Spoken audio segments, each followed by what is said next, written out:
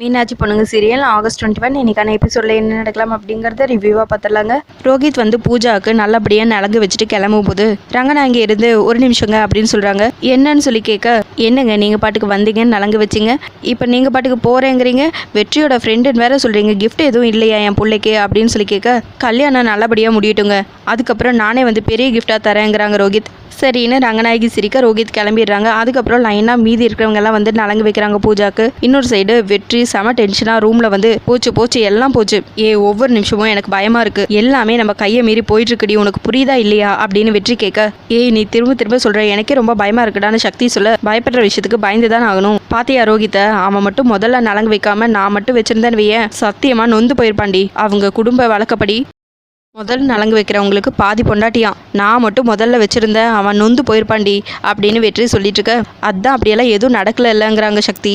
எல்லாத்தையும் இப்படியே சொல்லாதடி, எல்லா பிரச்சனையும் கடைசி நேரத்தில் தான் தீருது, அதுவும் ஏதோ அதிசயத்தில் தான் தீருது, மாட்டியிருந்தோன்னு வையேன் அவ்வளோதாண்டி. பாத்தியா அவன் நலங்கு வைக்கும்போது பூஜாவை அப்படி பார்க்குறான், நல்ல வேலை பூஜா அதை சரியாக கவனிக்கல, அவன் மட்டும் அதை கவனிச்சிருந்தா நம்ம எல்லார் மனமும் போயிருக்கோம், அதோட பூஜாவும் எல்லாத்தையும் தூக்கி போட்டிருப்பா. அதுக்கப்புறம் ரோஹித்துக்கு யார் பதில் சொல்கிறது, கல்யாணம் பண்ணி வைக்கிறோம் நாம தானே சொல்லியிருந்தோம் அப்படின்னு வெற்றி சொல்லிட்டு இருக்க, அதெல்லாம் நான் பார்த்துக்கிறேங்கிறாங்க சக்தி.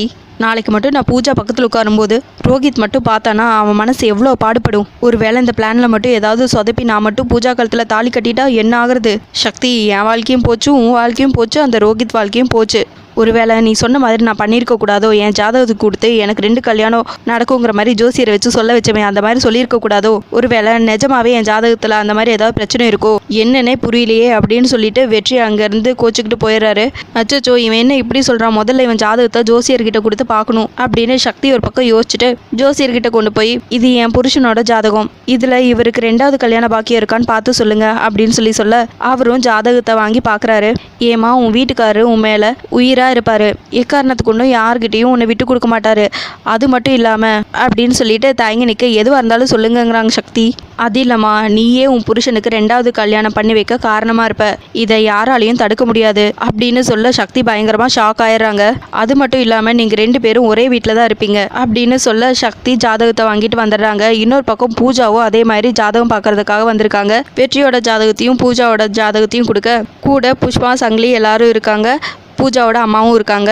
இது நான் கட்டிக்க போகிற பையனோட ஜாதகம், இவங்களுக்கு 2வது கல்யாண பாக்கியம் இருக்கான்னு பார்த்து சொல்லுங்க அப்படின்னு சொல்ல, ஆமாம்மா 2வது கல்யாண பாக்கியம் இருக்குது, உனக்கும் கூடிய சீக்கிரம் கல்யாணம் நடக்க போகுது அப்படின்னு சொல்ல, ஆமாம் சாமி எனக்கு நாளைக்கு கல்யாணங்கிறாங்க பூஜா, அப்போ நான் கரெக்டாக தானே சொல்லியிருக்கேன், உனக்கு வரப்போகிற புருஷன் முதல் பொண்டாட்டி மேலே உயிராக இருப்பார், அதே மாதிரி உன் மேலேயும் உயிராக இருப்பார், நீங்கள் 2 பேரும் ஒரே வீட்டில் தான் இருக்க போகிறீங்க, இதை யாராலையும் மாற்ற முடியாதுமா, அப்படி தான் இந்த கட்டம் சொல்லுது அப்படின்னு ஜோசியர் சொல்ல, சரின்னு சொல்லிட்டு பூஜாவும் ஜாதகத்தை வாங்கிட்டு கிளம்பி வந்துடுறாங்க. இவ்வளோ நாள் வெற்றி என் கழுத்தில் தாலி கட்டுவானா கட்ட மாட்டானாங்கிற ஒரு எண்ணத்தில் இருந்த, இன்னைக்கு கண்டிப்பாக எனக்கும் வெற்றிக்கும் கல்யாணம் ஆகுங்கிற நம்பிக்கை வந்துருச்சு, ஆனால் இந்த சக்தி தான் கூடவே இருப்பான்னு சொல்கிறாங்க, அதுதான் கொஞ்சம் ஒரு மாதிரியாக இருக்குது அப்படின்னு பூஜா சொல்ல, முதல்ல உங்கள் கழுத்தில் தாலி ஏறட்டும், மீதி பிரச்சனையெல்லாம் சாதாரண பிரச்சனை தான், அதெல்லாம் அப்படியே பார்த்துக்கலாம் அப்படின்னு சங்கிலி சொல்ல, பூஜாவும் சரிங்கிறாங்க. அடுத்ததாக வெற்றி தனியாக உட்காந்து நைட்டு யோசிச்சுட்டு இருக்காங்க. அந்த நேரத்தில் வெற்றியோட ஃப்ரெண்ட்ஸ் 2 பேரும் வராங்க. அண்ணா என்னென்ன விடிஞ்சா கல்யாணம், நீ என்னடான முகத்தில் அந்த கலையே இல்லாமல் இருக்கே அப்படின்னு சொல்லி கேட்க, டே நீங்க வேறடா, நானே செம காண்டில் உட்காந்துட்டு இருக்கேன், விடிஞ்சா கல்யாணம்டா, அதை நினைச்சா எனக்கு பக்குன்னு இருக்கு, இது 3 பேரோட வாழ்க்கடா, இதுல மட்டும் சக்தியோட பிளான் ஏதாவது சொதப்பிச்சு அவ்வளோதான் அப்படின்னு சொல்லிட்டு இருக்க, ரோஹித் கரெக்டாக என்ட்ரு ஆகுறாரு. சோ இவன் எங்கடா இங்கே வந்தான் அப்படின்னு சொல்லி வெற்றி கேட்டுட்டு இருக்க, ரோஹித் பக்கத்தில் வந்துடுறாங்க. ரோஹித் ப்ரோ நீங்க ஏன் இந்த நேரத்தில் இங்கே வந்தீங்க, நீங்க முதல் கிளம்புங்க ப்ரோ அப்படின்னு சொல்ல, வெற்றி ப்ரோ நாளைக்கு எனக்கும் பூஜாக்கும் கல்யாணம் நடக்க போகுதுன்னா அதுக்கு முக்கியமான காரணமே நீங்களும் சிஸ்டரும் தான், இந்த ஹெல்ப்பை என்னைக்குமே நான் மறக்க மாட்டேன், அதுக்காக தான் நேரில் பார்த்து தேங்க்ஸ் சொல்லிட்டு போகலான்னு வந்தேன் அப்படின்னு ரோஹித் சொல்ல, வீட்டில் யாராவது பாத்திர போகிறாங்க, நீங்கள் முதல்ல கிளம்புங்க அப்படிங்கிறாங்க வெற்றி. அதெல்லாம் ஒன்றும் இல்லை, எல்லாரும் கல்யாண வேலையில் பிஸியாக இருப்பாங்க, இதெல்லாம் பார்க்க மாட்டாங்க அப்படின்னு ரோஹித் சொல்ல, அப்படி இப்படின்னு பேசி வெற்றியும் அவங்க ஃப்ரெண்ட்ஸும் ரோஹித்தை அங்கேருந்து கிளம்ப வச்சுறாங்க. டே இந்த ரோஹித் வேற இப்படி இருக்கான், நாளைக்கு மட்டும் ஏதாவது சொதப்பிடுச்சு அவ்வளோதான், அப்படி சக்தியோட பிளான் ஏதாவது கவுத்திடுச்சுன்னா பிளான் பி ஒன்று இருக்குது அப்படின்னு சொல்லிட்டு வெற்றி அவங்க ஃப்ரெண்ட்ஸ் 2 பேர்கிட்டையும் பிளான் பியை பற்றி சொல்கிறாங்க. ஒருவேளை இந்த பிளான் பியும் ஊற்றிக்கிச்சுன்னா என்ன பண்ணுறதுண்ணே அப்படின்னு சொல்லி கேட்க, பிளான் சி ஒன்று இருக்குது அதுவும் இதே தான் அப்படின்னு வெற்றி சொல்ல, அட போங்கண்ணே பிளான் ஏவை விட இது ரொம்ப ரொம்ப கஷ்டமாக இருக்குது, கடையை மூடிடுவாங்க, நாங்கள் கிளம்புறோம் அப்படின்னு சொல்லிட்டு அவங்க 2 பேரும் கிளம்பிடுறாங்க. ஏண்டா என் வாழ்க்கையே எங்கே போயிட்டுருக்கு, நீ என்னடா நான் கடையை மூடிடுவாங்கன்னு சொல்கிற அப்படின்னு சொல்லிட்டு வெற்றி தனியாக நின்று புலம்பிட்டு இருக்காங்க. அடுத்ததாக ரங்கநாயகி வீட்டில் பூஜை பண்ணிட்டு இருக்காங்க. அப்போ வீட்டில் இருக்கிற எல்லாரும் சாமி கும்பிடுறாங்க. வெற்றி பூஜா 2 பேருமே ரங்கநாயகி காலில் விழுந்து ஆசீர்வாதம் வாங்கிக்கிறாங்க. அதுக்கப்புறம் வெற்றியோட அப்பா காலில் விழலான்னு சொல்லி போகிறாங்க. என்னைக்குமே என் மருமக சக்தி தான், நீ கிடையாது, நான் கண்டிப்பாக இந்த கல்யாணத்துக்கு வரமாட்டேன் அப்படின்னு சொல்ல, அப்பா ப்ளீஸ்ப்பா எனக்காக வாங்கங்கிறாங்க வெற்றி.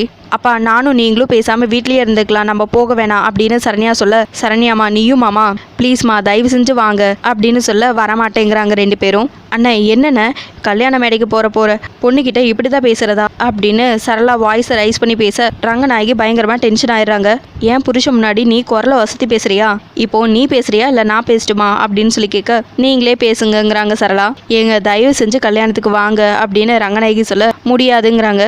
சக்தி சரின்னு சொன்னதுக்கப்புறம் தானே இந்த கல்யாணமே நடக்குது, அப்புறம் உங்களுக்கு என்ன கோவம் அப்படின்னு சொல்லி கேட்க, வெற்றியும் தயவு செஞ்சு எனக்காக வாங்கப்பான்னு சொல்ல, சரிடா உனக்காக வரேன், ஆனால் நான் ஒரு ஓரத்தில் வந்து நின்றுக்குவேன், வேற எதுவும் என்கிட்ட கேட்கக்கூடாது அப்படின்னு சொல்ல, சரிங்கிறாங்க வெற்றி. சரண்யாமா நீயும் அப்படின்னு சொல்ல, வேற என்ன பண்ணுறது வந்து தொலைக்கிறாங்கிறாங்க சரண்யா. அதுக்கப்புறம் எல்லாரும் கிளம்பி போயிடுறாங்க. இன்னொரு பக்கம் மீனாட்சி அம்மா எல்லாத்தையும் சூப்பராக சமைச்சு பிடிச்சிடறாங்க. அம்மா எப்படிம்மா அந்த பூஜாக்காக உங்களால் இப்படியெல்லாம் சமைக்க முடியுதுன்னு துர்கா கேட்க, என்னால் என்றைக்குமே மனசாட்சிக்கு விரோதமாக வேலை செய்ய முடியாதுமா அப்படின்னு துர்கா கிட்ட சொல்லிட்டு, வண்டியெல்லாம் வந்துருமாமாங்கிறாங்க யமுனா கிட்ட. அதெல்லாம் வந்துருமா அப்படின்னு சொல்லிட்டு இருக்க, வண்டியும் வந்துடுது. அதுக்கப்புறம் மீனாட்சி அம்மா சாமி கிட்ட வேண்டிக்கிறாங்க, சக்தி தான் நினைச்சதை நடத்துறதுக்காக எந்த ஒரு எல்லைக்கும் போவான்னு தெரியும், அவளுக்கு நீதாம என்னைக்கும் துணை இருக்கணும் அப்படின்னு சொல்லிட்டு சாமி கிட்ட வேண்டிக்கிறாங்க. சரி அங்கே ஏதாவது பிரச்சனைனா நம்மளதான் கூட இருந்து சமாளிக்க சொல்லியிருக்காரு வெற்றி, அதனால நம்ம முதல்ல அங்கே போயிடுவோம் அப்படின்னு சொல்ல 3 பேரும் அங்கே கிளம்பி போகிறாங்க. இன்னொரு பக்கம் ரங்கநாயகி சரளா 2 பேரும் கல்யாணத்துக்கு வரவங்களை எல்லாம் வரவேற்றுட்டு இருக்காங்க. பூஜா ரெடியாகி வந்துடுறாங்க. புடவை எல்லாம் சூப்பராக இருக்குல்ல அப்படின்னு ரங்கநாயகி கேட்க, ஆமாம் பார்த்து செலக்ட் பண்ணதாச்சே அப்படின்னு சரளா சொல்ல, சரி நானும் போய் வெற்றி ரெடி ஆகிட்டானான்னு பார்த்துட்டு வரேங்கிறாங்க ரங்கநாயகி. அதுக்கப்புறம் சரளா பூஜாவை கூட்டிகிட்டு போய் தனியாக நின்று பேசுகிறாங்க. சொத்தெல்லாம் நம்ம கைக்கு வந்ததுமே முதல்ல அந்த சக்தியை வீட்டை விட்டு விரட்டிடணும் அப்படின்னு சொல்ல, ஆமாம் நான் மட்டும் அந்த வெற்றி என்ன ஆசைப்பட்டா கல்யாணம் பண்ணுறேன், எனக்கு அந்த சக்தியை பழி வாங்கணும், உனக்கு அந்த சொத்து முழுக்க வேணும், அதுக்காக தானே இந்த கல்யாணமே நடக்குது அப்படின்னு பூஜா சொல்லிட்டு இருக்க எபிசோட் முடிச்சிருக்காங்க. உங்களுக்கு இந்த வீடியோ பிடிச்சிருந்தா லைக் பண்ணுங்கள், ஷேர் பண்ணுங்கள், கமெண்ட் பண்ணுங்கள், அப்படியே சப்ஸ்கிரைப் பண்ணுங்கள். தேங்க்யூ.